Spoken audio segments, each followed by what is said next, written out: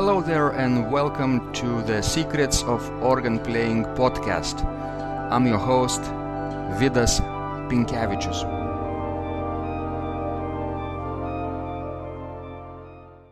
Today's guest is Dr. Michael Bauer from the University of Kansas. He is organ and church music professor there, and he is going to share his fascinating insights into the arts ministry. And he will be sharing, of course, his greatest research ideas from his latest book called Arts Ministry: Nurturing the Creative Life of God's People. And you will find out all about the ways that arts ministry can manifest itself not only in liturgy but outside liturgical settings. This is a very fascinating conversation, and let's listen to what Dr. Michael Bauer has to say. Hello, Michael. I'm so excited to have this conversation with you. I've been waiting for this the entire, basically, semester to talk to you in Vilnius. Well, good morning, Vidas. It's great to be here. First of all, I apologize for my voice. I've been fighting off a cold the last couple of days, and I think I'm croaking a little bit. But at any rate, I've looked forward to this a lot. I admire your work. Your daily messages have been inspirational and educational, and I think you're doing great work for our profession, so I really appreciate being here. Thank you, Michael. You are very kind. And I might remind our listeners that we are meeting in Vilnius during the free morning that Michael has, because he is on the jury of International Mikalojus Konstantinas Čiurlionis piano and organ competition, on the organ committee, basically, on the organ jury. And 2 days ago, they had the first tour, the first round, and they have about 12 semi-finalists selected, right?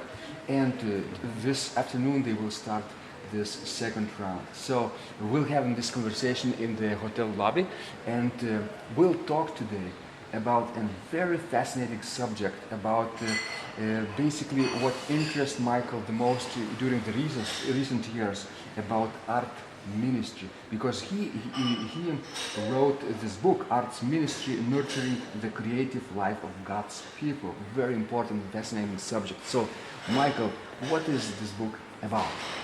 Well, Vidas, I tell you what, I think the easiest way for me to do this is I'm going to offer you a definition of what arts ministry is, and then I'm going to flesh that definition out by giving you quite a few examples. And I think the examples will make sense out of my definition. But let me start with a formal definition now. In any field, and I think arts ministry is now a field, in any field there is a sense of definition which changes over time. And early in the life of fields, those definitions tend to be long and wordy, and gradually they become shorter. We are early in the life of arts ministry, and so this is going to be a long and wordy definition, but I hope that it will be meaningful for people. The way I define arts ministry is as follows. Arts ministry is an attempt to help human beings incorporate beauty into their individual and corporate lives in an appropriate fashion. It fosters the creative and artistic dimension of the life of God's people, who are empowered by the Holy Spirit to manifest the full meaning of their creation in the image of God, the Imago Dei. So arts ministry really takes three things and puts them together. It takes the fine arts, it takes human creativity itself, and it takes ministry and adds them together. Another way to think about this, from the standpoint of organists, and your blog mainly goes to organists, is that most of the folks who read you are involved in church music in one way or another. Sure.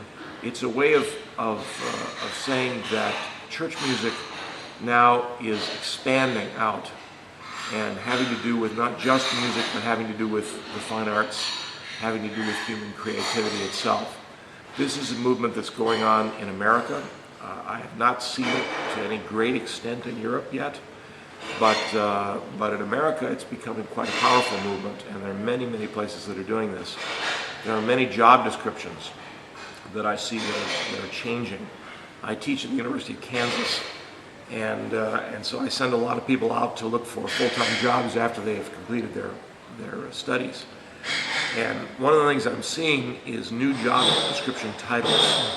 And instead of simply saying Director of Music, many of these titles are saying Director of Music and Fine Arts. And so we teach 2 classes at the University of Kansas that have to do with that subject. One of them is a class in Issues in Religion and the Arts, and the other one is a class in the Judeo-Christian tradition and the arts, and try to help people be prepared as they go out from our school to occupy these positions. So that's in general terms what arts ministry is. Now, I think what will make it more concrete is if I talk you through some specific examples. And in my book, I've got 18 different case studies of different places that are involved with arts ministry. And in no particular order, let me go through quite a few of these. Sure. And I think that will really make this concrete for people. My wife is the director of music at St. Cecilia Cathedral in Omaha. And there is a project in Omaha called the Cathedral Arts Project, which has been going on for more than 30 years now. And the Cathedral Arts Project is an excellent example of this. They have created a gallery, a lovely visual arts gallery with rotating monthly shows that is in what's called their Cultural Center, which is the old Cathedral High School. And so they have beautiful shows, many of which have specifically religious themes in them, but they use artists from the entire region. Secondly, they operate something called the Flower Festival. So the last weekend in January, which can be cold and forbidding in Omaha, they have about 40 florists from all over the state of Nebraska who provide really large and creative floral designs, and they put them in the cathedral. There's always some kind of a theme involved. It can be flowers and quilts. This next year, I think it's flowers in the movies, going to the movies. Last year it was flowers and international scenes and different places around the globe. And so on one weekend, at the end of January, there's music that goes on throughout the weekend in the cathedral. And they get maybe 20,000 people who come through and view the flowers and get a little sense of rejuvenation and hope that winter is going to someday come to an end. And so that would be an excellent example of arts ministry. On a completely different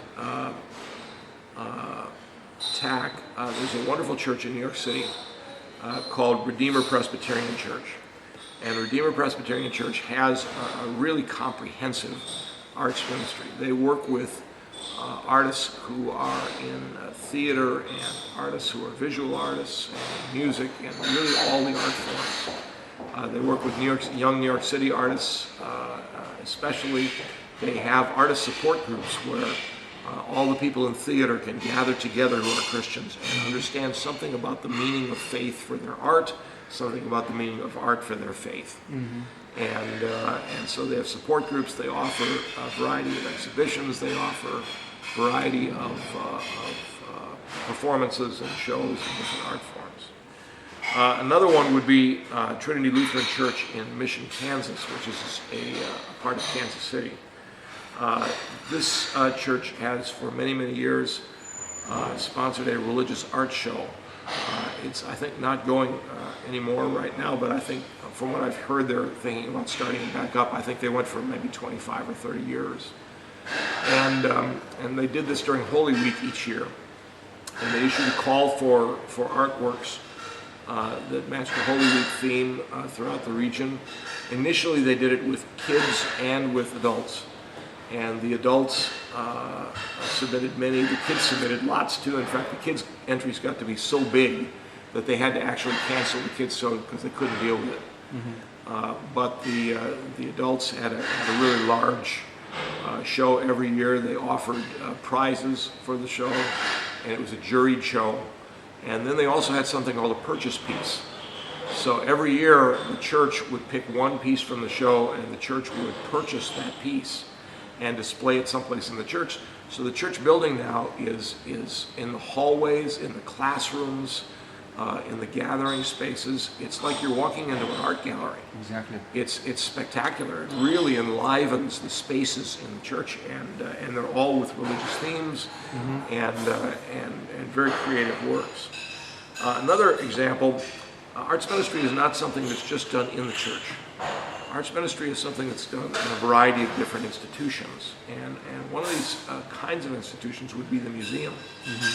And so, for instance, there is something called the Museum of Contemporary Religious Art at St. Louis University, and they've taken actually a former church on the St. Louis University campus and the support spaces with that church, and they've created a religious arts gallery. It's the first significant religious arts gallery that deals with multi-faith art. It comes from a variety of faith traditions, but it's extremely well done and thoughtful, and they've got very high-class, well-done artworks and installations in that museum. But the museum culture is one of the places where we encounter religious artworks. True. And we encounter them, in a way that gets after their aesthetic meaning, not their practical meaning. But nonetheless, it is, oftentimes when you go into a museum and you stand before an artwork, there is a religious dimension to your experience before that artwork. So that constitutes part of arts ministry. Another example of this would be artist in residency programs. Many churches have taken on artists in residence, both visual artists, theater artists, all sorts of different kinds of artists. One example would be Tanya Butler, who was an artist in residence at Christ Church of Hamilton in Wenham, Massachusetts. And she was brought on staff for a period of time, 1 year. She taught at the local university, and first-rate artist, and she did artwork that went along with all the scripture readings during the Lenten season, and they're wonderful pieces, and they turned out to be sermon starters for the people who were preaching the sermons that Sunday, and people viewed them for some time thereafter. I've run into many examples of this. There's a wonderful church in Chicago, Catholic church in Chicago, that has had jazz ensemble in residence and has had theater groups in residence, things like that, who are there for part-time or are sharing the spaces with the church. So artist in residency is another model for this. Universities also are a place where arts ministry is going on. Concordia University in Seward, Nebraska has something called the Center for Liturgical Art. And so their visual arts department combines faculty and students and does projects for churches throughout North America, where they're building new crosses, new pulpits, new altar pieces, new liturgical furnishing, new basins for baptism, etc. And they're beautiful, and they're lovely commissions. And the students are engaged in this process, and engaged not just artistically, but engaged in terms of the theological dimension of what they're doing and why they're doing what they're doing, not just what they're doing.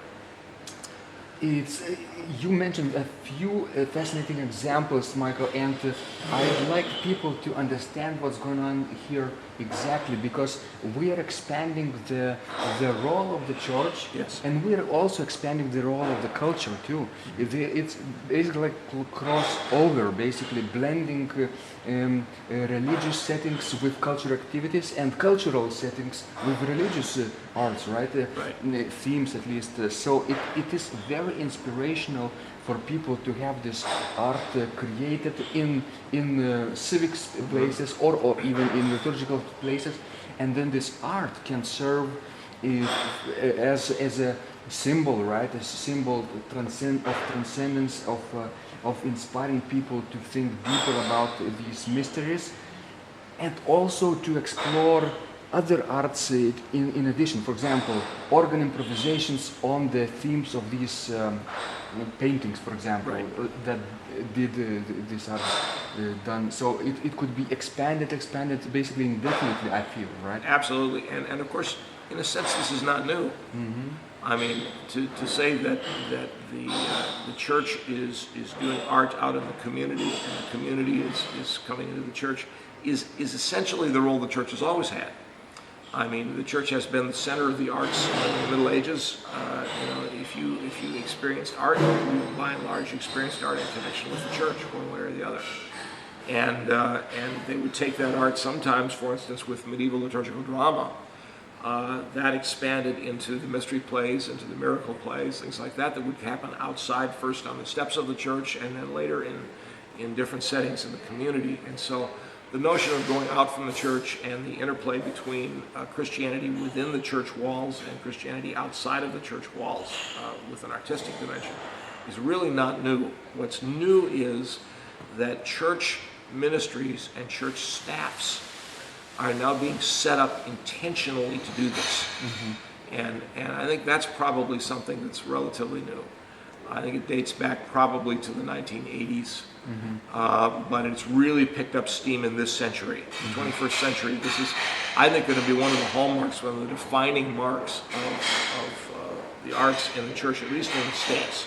We'll see how far outside of the States it goes yet. It may happen, but at least in the States, that's been real significant. Do the clergymen, for example, priests or future priests in the seminaries, are prepared for this change, for this movement? Are they being educated about the value of arts in the church increasingly? I don't know. I wish I did know the answer to that question. I think in some places the answer is yes. There are some seminaries that are doing a wonderful job with this. United Theological Seminaries in the Twin Cities, Wesley Seminary in Washington, D.C. The variety of examples of this. The Bream Center in California, at Fuller Seminary. There are a variety of centers where this kind of education is happening. I would say that young clergy, I find in two camps. There is I think this would be widely recognized in the Roman Catholic tradition, at least in the States. Many young clergy come out with a relatively traditional, I think you might say conservative, approach to their religious tradition and especially to liturgy. And so I don't think that they're being educated maybe into this quite the same way. I think a lot of the young Protestant clergy realize the demographics of what's happening with the church. They get the fact that mainline Protestantism, at least, is waning demographically. And so they're looking from another perspective. They're saying, is this something that can connect with people? Connect with people. I was waiting for this word, connect. Yeah. Is this something that can connect with people and can help people establish connections with the church? And so they're very open to this. And so I think it depends a little bit on the religious tradition you are, but I mean, I'm not, there are many Catholics who are very open to this too. And you have to make a distinction. When we're talking about doing something in church, we're not just talking about doing it within liturgy. Liturgy is in fact the very last place I would go. If I were going to do arts ministry in church, I would start outside of liturgy and get a climate, get an environment going where people understand that the arts are part of their lives. And then once that's happened, once that climate is established, then you can move gingerly and carefully and in a well-prepared manner into liturgy. But if you move arts into liturgy right away, it's very threatening. Yeah, it's like a concert, like a museum. Then people have to, as you say, connect with the why they're doing this and what's behind this idea. Yeah, so it has to be done carefully. It has to be done slowly. It has to be in connection with the priest or minister of the church, with whoever is in charge of the church council, if that's the case, whatever the tradition is. But I think it is happening, and it's happening in many places. It's happening in many places in the evangelical tradition. In the non-denominational churches are doing this a lot, and in many cases, I have to say, it's connected with popular culture in the States. I don't think it's necessarily connected with popular culture. There are many places that are doing traditional organ music, traditional liturgy, that are also doing arts ministry. And so it has great potential, I think, within the traditional bounds of church music and within the traditional bounds of liturgy. But it's really widespread. It's a movement that's going across denominational lines, across generational lines. across lines that have to do with people's professions, so people can talk to one another about it. And so it has a lot of potential to unite people. There is nothing, for instance, Methodist about a particular gesture. There is nothing Presbyterian about a particular line on a page or something like that. Those are things that cross over the kinds of lines that have traditionally separated us. So it has a tremendous ecumenical appeal and an ecumenical potential for the future of the church. And you mentioned, Michael, that the liturgy basically, or the ministry doesn't stop with the liturgy itself, right? And maybe it's the last place you start doing this. And it reminds me of how we approach teaching in schools now, right? We're not teaching only during the classroom settings anymore. When the bell rings and we stop or finish, right, start, we teach continuously, right, in any setting, online and offline, and this reminds me this connection with the liturgy and arts. That's a very good point, Vidas. And I'll extend it even further. It's not just where we're teaching, it's how we're teaching. I mean, at least in my university, the two phrases that are tossed around. One is engaged learning and the other is active learning. And so much as I love to lecture, and I do love to lecture, there's a real awareness now with brain science and with the understanding of learning that learning really can be multifaceted, and that if you engage people at a visual level, you engage people with story and narrative, you engage people in other ways, that they retain information. Exactly. And if you just engage them in one way, that information goes in one ear, sometimes it goes out the other. And I have a feeling that applies to the church. Exactly. Yeah, same thing. If you only read scriptures and without any music, it's very dry, or without any visual arts, right, on the walls or on the stained glass. Also, very non-inspiring these words might be. Right. But if you incorporate those elements, and even, for example, liturgical dance, right? Absolutely. We haven't mentioned that, but it's possible to create a movement, motion, and ministry, right? That's very powerful in order to remember what's being said. Yeah, I have to say, of all the art forms, dance is the one that is closest to my heart. And so when I'm talking about dance or trying to introduce dance in the space of the church, even if it's outside of liturgy, dance is one of the ones that's most threatening to people because there's a physical dimension to it. There's a very sensual dimension to it. But first of all, there's a difference between sensuality, which involves all the senses, and sexuality. And there's a lack of understanding of the difference between those two things, I think. To some extent, but when I'm introducing dance in a church, I don't talk about dance. I never use the D word. I talk about movement and motion, because if you look in liturgy, there's already movement going on. There's already motion. There's motion of the people. There's motion of the celebrants. There are a lot of motions that we're already using. This is an extension of the motion that's already there.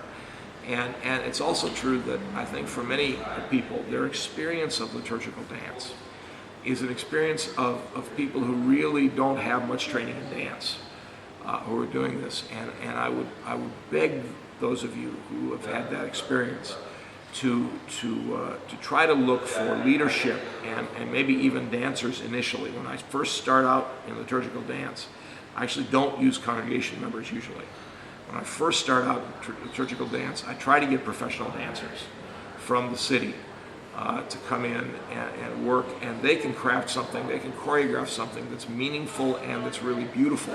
And when you do that, people get excited about it. And at that point, you can start to integrate a training program into the church and start to bring in people from the congregation to a ministry in appropriate ways. But I think that's a much better idea than just saying, okay, 4 people who want to dance are going to come into the church and dance. That may not help your cause. Of course. So you mentioned this sensual aspect of dance, which is a challenge for people and clergy to understand and connect with this different way of thinking about the liturgy or ministry. What are other challenges you encounter in this arts ministry? Well, can I back up for just a second on dance? I want to talk about dance for just a second more, and then I'm going to answer your question, Vidas. One of the things to keep in mind about dance is that dance has a long history in the church, and in many respects, the golden era, with the exception of the Shakers. The Shakers in America were really the peak of the possibility even of liturgical dance, because the entire congregation danced in that case. But with that exception, the place that is really most apropos to talk about liturgical dance is the Middle Ages. There was a lot of dance in the Middle Ages, dance within and without liturgy, and they were very appreciative of it. And it dates all the way back to the patristic era. There were church fathers. Ambrose is one example of a father who was very positive about dance and movement as part of liturgy and life of the church. Now, to move to your specific question, I think the biggest challenge is that people have a mindset about what their experience of church is. I think that's true for people in the pews. I think it's true for the leadership of the church. And so they come at things with a certain mindset. And what you're talking about is change. It's the C word. Threatening, right? Threatening. Change is very threatening to anybody. And people have different capacities for change. Some people have gone through very difficult life experiences. They need stability. They don't need change when they come to church. And so you have to be sensitive to that. You have to be sensitive to the people. And there's got to be two things at once. This is true of all ministry, but it's certainly true with arts ministry, that you have to be prophetic, which is to say the job of the church is not to just simply leave people where they're at. The job of the church is to help people grow. It's called discipleship in religious terms. And discipleship is growth. Growth is change. You cannot grow without changing. It's not possible. And so the job of the church is to help people change.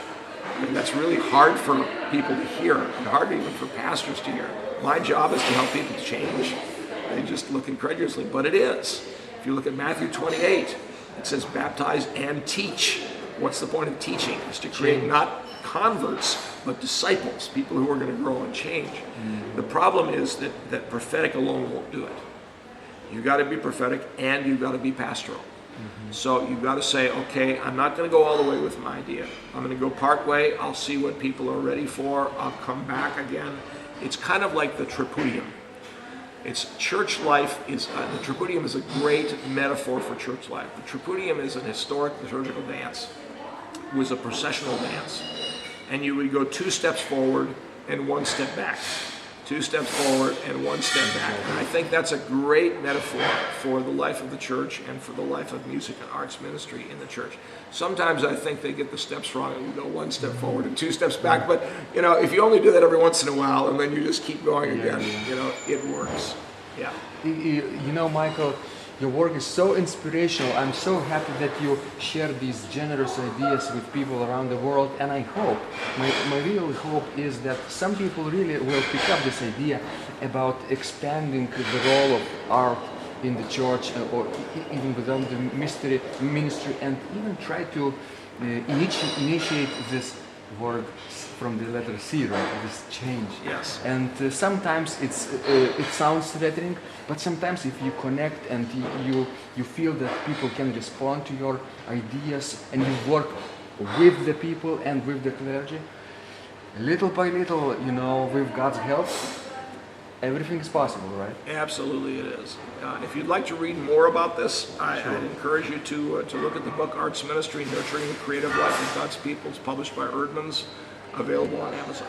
Excellent. So, Michael, please tell us, our listeners, where they can connect with you online. Do you have a website or a profile anywhere? Well, if they go to the University of Kansas, the easiest thing is to go to the University of Kansas School of Music, and the Division of Organ and Church Music was where I teach.